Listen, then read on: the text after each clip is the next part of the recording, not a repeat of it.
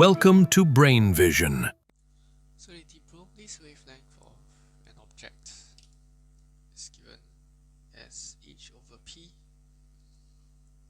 right, where h is the Planck's constant and p is the momentum. Now to estimate the Broglie's wavelength of a person, we will need the momentum of the person, that is, we will need the mass as well as its velocity.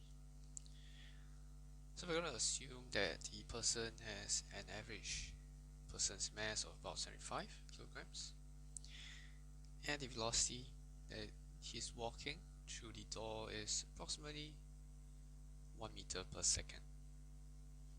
Right? It's a reasonable approximation. Therefore, we can find the Broglie's wavelength.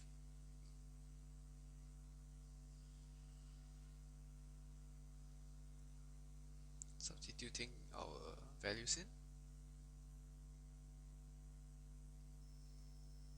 and the wavelength that we should get is about 8.8 times 10 to the power minus 36 meters.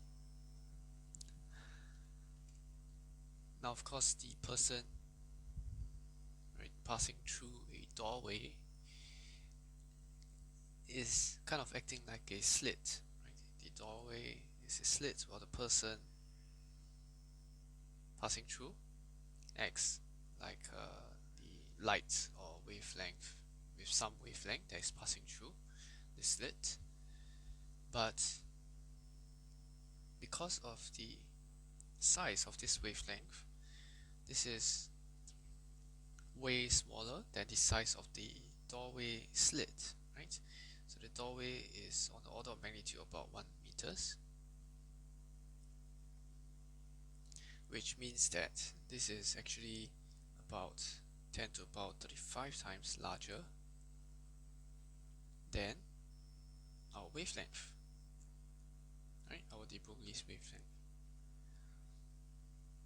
Therefore, we don't expect that this slit or this doorway to actually cause any diffraction or any wave-like phenomena, right?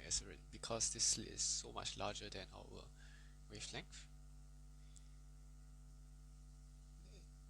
and therefore we do not actually see, right, wave behavior for ordinary objects in our daily life.